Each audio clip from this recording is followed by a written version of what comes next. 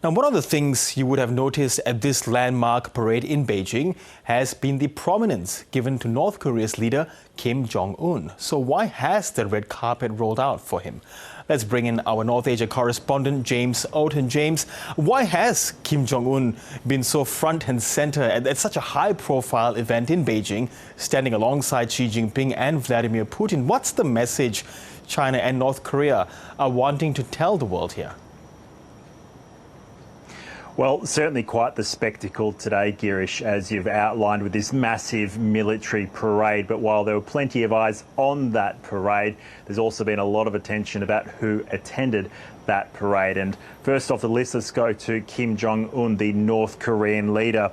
Now, it's actually been 6 years since Kim Jong Un last visited China. He doesn't travel too often, but it was 6 years since he visited China to meet with Xi Jinping. We had the pandemic after that. Of course, no one was really travelling much during those 2 years, but especially North Korea went extra hard on clamping down the border, given its high level of poverty and fears about the virus sweeping across that nation.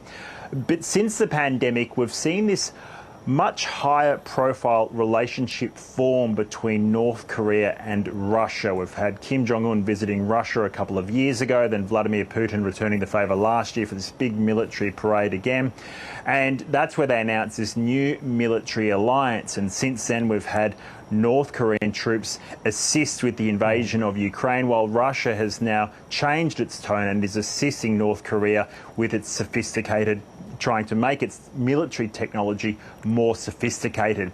Now, fundamentally, there are concerns about whether this relationship has overshadowed the relationship between China and North Korea, the old allies. And when I speak to experts, they say nothing has fundamentally shifted, but certainly there might be some perceptions that China has been sidelined a little bit, or the relationship has been neglected a little bit, just because there hasn't been these big showy announcements like we've seen with Russia. So certainly in this case, there is at least a projection of the image that China is still the #1 ally of North Korea, and projecting this ironclad alliance that the two nations have together. Girish? Likewise, Vladimir Putin was on the other flank up front with Xi Jinping. What does Russia's standing at this event tell us about the changing world order?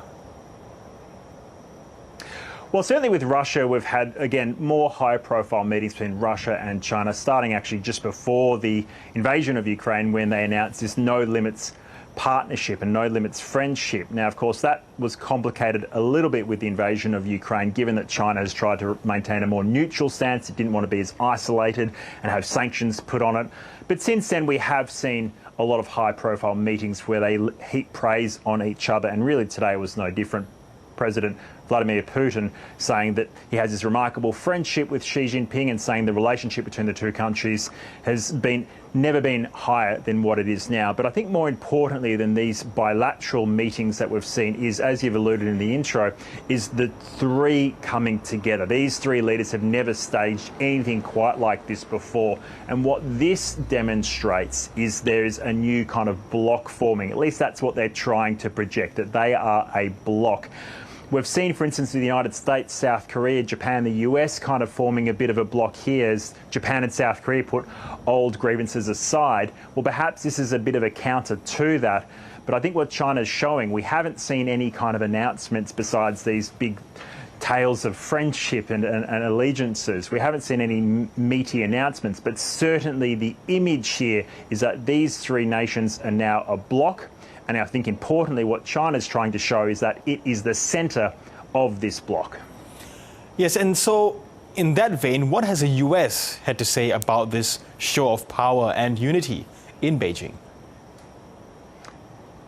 Well, President Donald Trump doesn't appear very happy. He issued a message on social media, dare I say a rather snarky message. First of all, having a swipe at China, saying that he hopes that China thanks the United States for actually beating Japan in World War II. I don't think that's going to be coming anytime soon. But the other thing was, he was saying that these three nations are undermining the United States. That was his comment. Now, Donald Trump has talked highly of each of these three leaders at different moments, heaping praise on them at certain moments. He had that meeting with Vladimir Putin just a month ago.